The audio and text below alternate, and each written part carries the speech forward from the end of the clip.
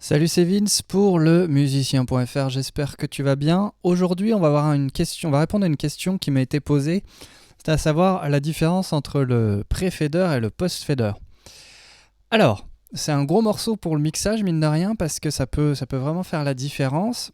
En gros, c'est une manière on va dire, de visualiser le niveau de tes pistes et puis d'avoir un contrôle éventuellement supplémentaire dessus. Je m'explique. On va prendre ici, donc là j'ai une petite track. Voilà. Et on va prendre par exemple ces petits beats là. Ok. Et donc, tu es familier avec normalement en gros le signal descend du haut vers le bas. Tu vois, on a notre là en l'occurrence c'est un instrument virtuel, et puis on a toute une batterie de... Putain, il y en a un paquet, j'avais pas vu. Une batterie de plugins en insert. Et puis le son descend comme ça. Éventuellement, on va l'envoyer dans une autre sortie. On va éventuellement lui faire un groupe. Mais en gros, c'est ça. Il descend du haut vers le bas. Et ensuite, on arrive au niveau du fader. D'accord ? Et quand on monte le volume du fader, le vumètre va monter. Il va représenter en gros... l'action que va avoir le fader sur le vumètre. Et si je le baisse, on n'a plus du tout de son qui passe. Ok ? Maintenant, dans Logic, tu as un mode qui est le mode pré-fader. Donc ça, c'est le mode post-fader, puisqu'on a le vumètre qui est après le fader, en gros, qui représente ce que va influencer le fader, en gros. Et donc ici, tu as un mode mixage vumètre du pré-fader, ou que tu peux retrouver aussi dans tes paramètres d'affichage. Ici, donc, c'est mesure avant utilisation de curseur, je crois. Oui, c'est ça. Donc, ça, on dirait de la traduction à un mode Québec, quoi. Salut les copains québécois. Et du coup, si tu regardes, en fait, ça inverse l'ordre dans lequel les choses apparaissent. Et ça va être assez pratique. Alors, là, c'est logique. Du coup, on est... le vumètre est en pré-fader, il est avant le fader. Donc, qu'on voit ici qu'on a notre niveau. Mon fader influence toujours sur le volume, mais, si tu veux, il ne baisse pas le vumètre. Il n'influence pas le vumètre. Alors, en quoi c'est utile de bosser comme ça ?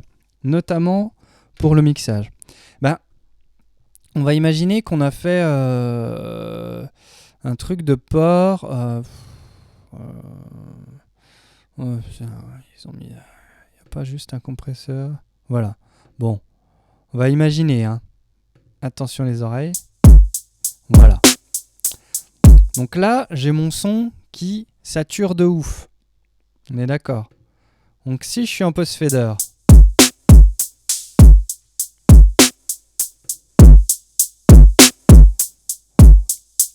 En gros, il sature, et ce que je vais faire, je vais juste baisser un son qui est à la limite constante de la saturation.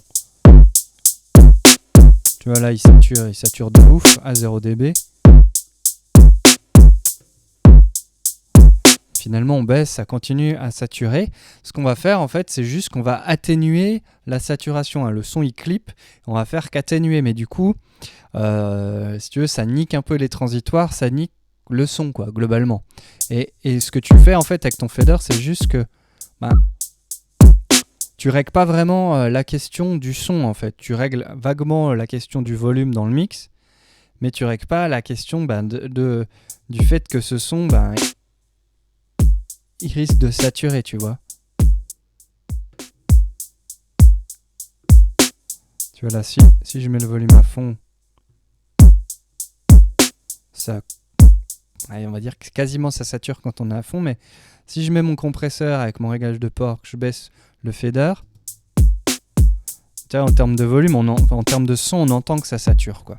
Donc, une des solutions pour ça, c'est de passer en mode pré-fader. Ce qui fait que là, je vois bien, même en baissant mon volume à donf, que mon son, il clip de ouf. D'accord ? Et donc, en fait, le problème, il est à régler avant de régler la question du volume de ma piste. Tu vois ? Et ça, c'est vachement cool. Du coup, on va dire, ok, je me suis peut-être un peu lâché sur le compresseur parce que le compresseur, hein, les amis, ça sert pas à booster le volume, hein, ça sert à contrôler le volume, au contraire à contrôler la dynamique. Donc là, ok, mon volume, a priori je sature plus. Et donc seulement maintenant je peux me permettre de régler la question. Et tu vois que je l'ai mis à fond, mais mon vumètre ici, il est bloqué à, je sais pas, à moins 3 dB en gros.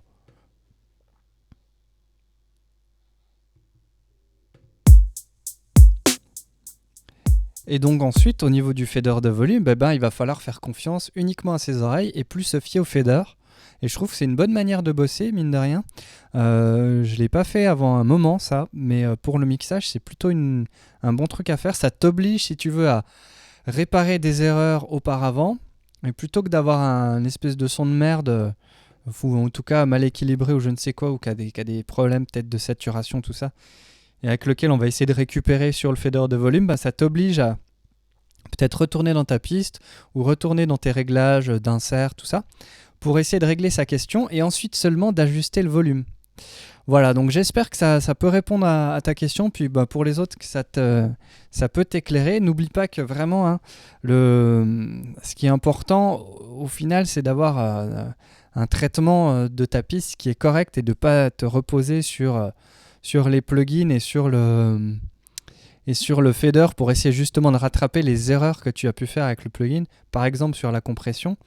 Ce qui me permet d'ailleurs de t'inviter à aller voir, si tu l'as pas vu, la vidéo sur arrêter de compresser à tort et à travers, et puis aussi si tu l'as pas encore consulté, la formation Comprendre la compression, où je t'explique tout en détail sur comment utiliser un compresseur et surtout dans quel contexte, pourquoi le faire, pourquoi ne pas le faire, pour essayer de te donner un bagage technique mais aussi un bagage plus de réflexion pour affiner ton mindset, parce que je trouve que les compétences c'est bien, mais c'est important de les mettre au service d'une forme de réflexion, tu vois, et d'intégrer ça ensuite de façon instinctive dans ta boîte à outils de producteur.